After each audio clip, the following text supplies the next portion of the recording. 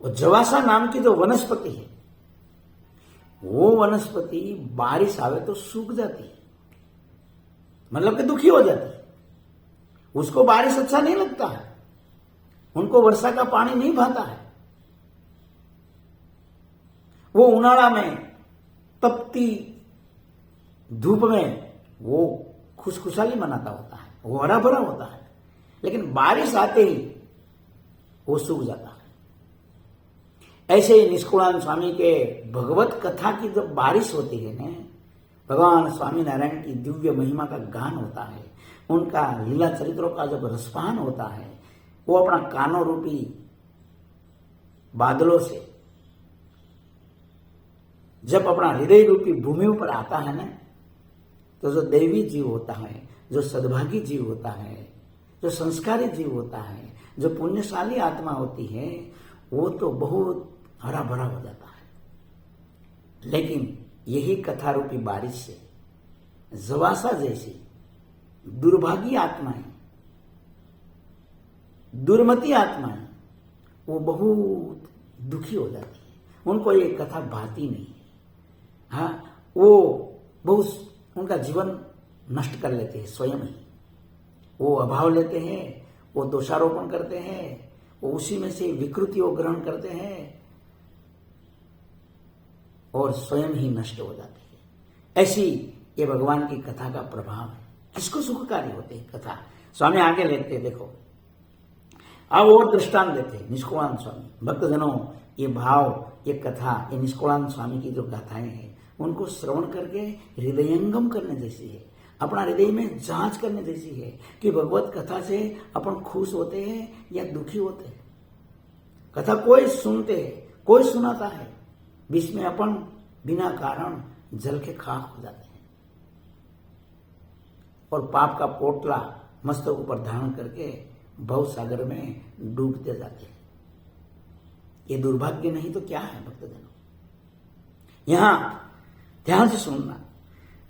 निष्कुलानंद स्वामी कहते हैं, अब आगे दृष्टांत दिया, देखो एक एक दृष्टांत देकर निष्कुलानंद स्वामी की जो कलम है भक्तजनों, एक सिद्धांत को समझाने के लिए वो कई कई दृष्टांत को देते हैं।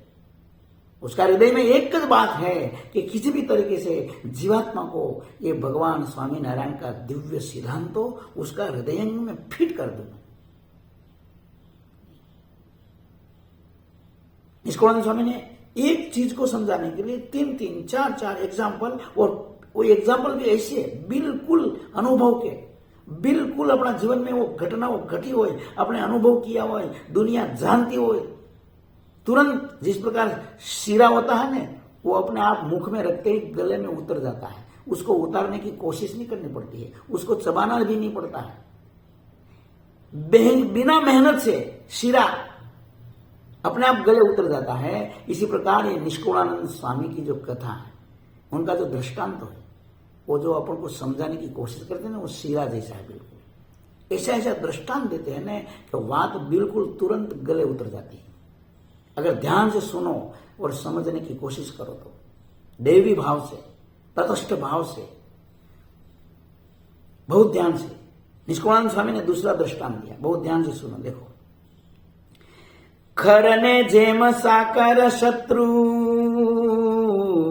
पय पाक कुकर केम जरे, गिंगाने जेम गोळ न गमे, घी मिसरी थी कीट मरे। कितना सुंदर दृष्टांत है, एक नहीं, दो दो तीन तीन, एक लाइन में दो दो तीन तीन एग्जाम्पल देकर अपन को समझाने की कोशिश करते हैं। स्वामी कहते हैं, देखो खर मतलब गद्दा, गद्दा होता है ना भाई, वो उसको एक चीज की एलर्जी है। स्वामी कहते हैं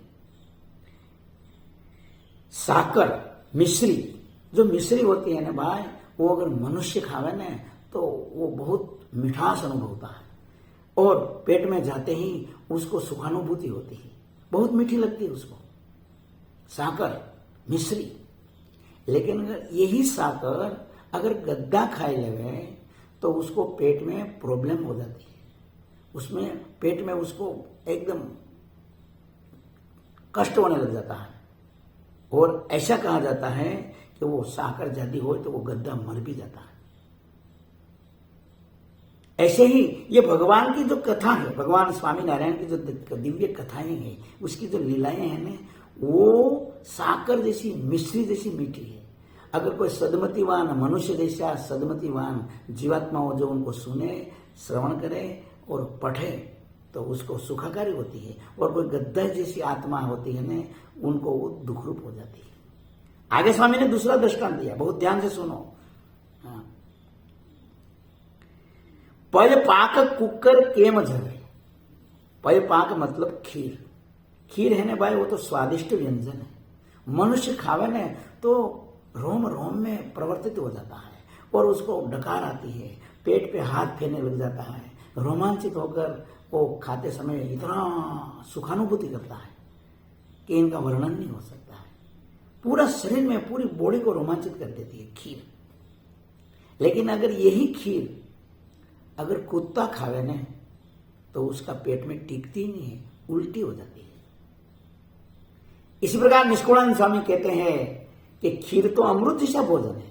ये कथा रूपी जो खीर है ना, भगवान स्वामी नारायण की जो दिव्य कथा है, वो जो खीर रूपी भोजन को, एक कथा है वो खीर जैसी, उनको कोई खाएगा नहीं, मनुष्य देवी आत्माएं, तो उसको बहुत सुख देती है। लेकिन अगर कुत्ता जैसी आत्मा कोई खावे तो उसका शरीर में टिकेगी नहीं, उल्टी होगी, अभाव आएगा, विकृति आएगी और वो दुखी हो जाएगा। ऐसी ये भगवान स्वामीनारायण की दिव्य कथाएं हैं जो देवी आत्माओं को, पुण्यशाली आत्माओं को बहुत सुख देने वाली होती है और दुष्टों को दुख देने वाली होती है। ऐसा निष्कुलानंद